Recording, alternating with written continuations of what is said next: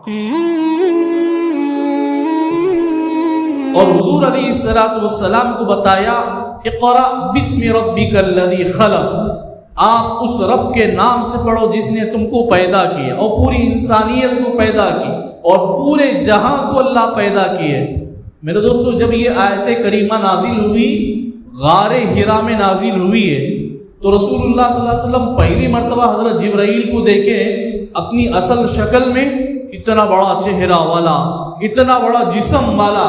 تو یہ حضرت رسول اللہ صلی اللہ علیہ وسلم دیکھ کر خوف کے مارے آپ کو کچھ ڈر پیدا ہو گیا، اور اس ڈر کی وجہ سے آپ کو بخار بھی آ گیا تھا، اور فوراً دوڑتے ہوئے رسول اللہ صلی اللہ علیہ وسلم گھر کو گئے، اور گھر کو جا کر حضرت خدیجہ الکبریٰ رضی اللہ عنہا سے فرمایا کہ خدیجہ، میرے سامنے غار حرا میں ایک ایسا شخص کھڑا ہوا تھا، میں نہ کبھی اس سے پہلے دیکھا ہوں، نہ کبھی وہ جسم والے کی آواز کو سنا ہوں، نہ کبھی ایسے جسم والے کے بارے میں کسی سے تذکرہ کیا ہوں، نہ کسی سے تذکرہ سنا ہوں۔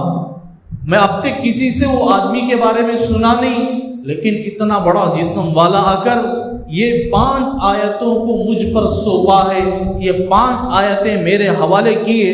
تو حضرت خدیجہ الکبریٰ کو یہ آیتیں سنائی گئی، تو حضرت خدیجہ الکبریٰ فرمانے لگے، 3 باتیں آپ نے فرمائی۔ سب سے پہلے فرمایا، اے محمد صلی اللہ علیہ وسلم، آپ کسی کو تکلیف دینے والے نہیں ہیں، اللہ آپ کو کبھی ضائع نہیں کریں گے۔ آپ کسی کو تکلیف نہیں دیتے ہیں، اللہ آپ کو کبھی ضائع نہیں کریں گے۔ اور دوسرا فرمایا، آپ قوم کی ہمیشہ خدمت کرنے والے ہیں، اللہ آپ کے جسم کی پوری حفاظت کرنے والے۔ اور تیسرا فرمایا، اللہ تعالیٰ آپ پوری قوم کے ساتھ حسن سلوک کرتے، اچھا معاملہ کرتے ہیں، لوگ آپ کو صادق اور امین کہتے ہیں، آپ بڑے امانت دار تھے اور آپ بڑے سچے تھے، کبھی زندگی میں جھوٹ نہیں بولے، آپ بڑے امانت دار ہیں، اللہ آپ کو کبھی ضائع نہیں کریں گے۔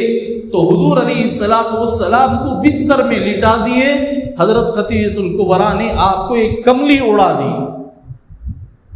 کملی اڑانے کے بعد حضرت خدیجہ الکبریٰ رضی اللہ عنہا کو معلوم ہو گیا، اب میرا شوہر وقت کا نبی بننے والا ہے۔ آپ کو یقین آ گیا، آپ کے یہ خلیرے بھائی یا مولérے بھائی تھے، وہ بنی اسرائیل کے بڑے عالم تھے، ان کو جا کر رسول اللہ صلی اللہ علیہ وسلم کو لے کر وہاں گئے۔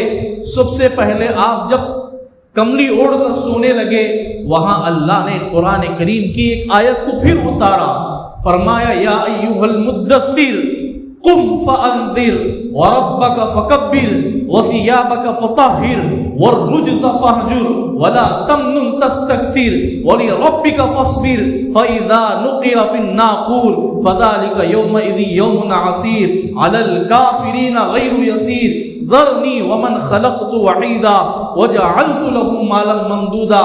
اللہ نے سورہ مدثر کی چند آیتوں کو نازل فرمائی۔ ان آیتوں میں اللہ نے رسول اللہ صلی اللہ علیہ وسلم کو تسلی بخش دی، فرمایا، یا ایھا المدثر، اے کملی اوڑھ کر سونے والے، قم فانذر، تم اٹھو اور ڈراؤ قوم کو۔ اٹھاتے ہی ڈرانے کی بات کس بارے میں بتایا گیا؟ قم، اپنی بستر سے اٹھو، فانذر، اور تم اپنی قوم کے بارے میں قوم کو بتاؤ کہ میں اللہ کا رسول ہوں، میری اطاعت کرو، اگر کوئی میری یعنی تمہارا کہنا نہ مانے تو آپ ان کو برابر طریقے سے ڈراؤ۔ قم فانذر وربک فکبر، اور تم اپنے رب کی بڑائی خوب بیان کرو، وثیابک فطہر، اور اپنے کپڑے کو پاک اور صاف رکھو، وثیابک فطہر۔ یہ اللہ تعالیٰ نے رسول اللہ صلی اللہ علیہ وسلم کو بتایا۔ تو حضرت خدیجہ الکبریٰ رضی اللہ عنہا نے اپنے مولérے بھائی کے پاس حضور علیہ السلام کو لے کر گئے، وہاں جا کر سارا قصہ سنایا، اور حضور علیہ السلام نے سارا قصہ ان کے مولérے بھائی کو، حضرت خدیجہ الکبریٰ کے مولérے بھائی کو سنائے۔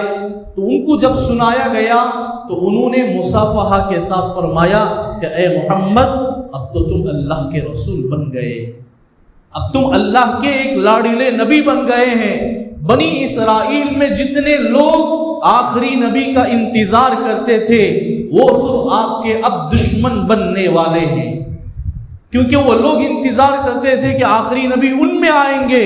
لیکن یہاں بنی اسماعیل میں پیدا ہوئے حضرت ابراہیم کے اولاد حضرت اسماعیل ہیں، اور حضرت اسماعیل کے اولادوں میں سے رسول اللہ صلی اللہ علیہ وسلم پیدا ہوئے. أحب الوفاء بشتى الصور، أحب الوفي الأمين الأغر.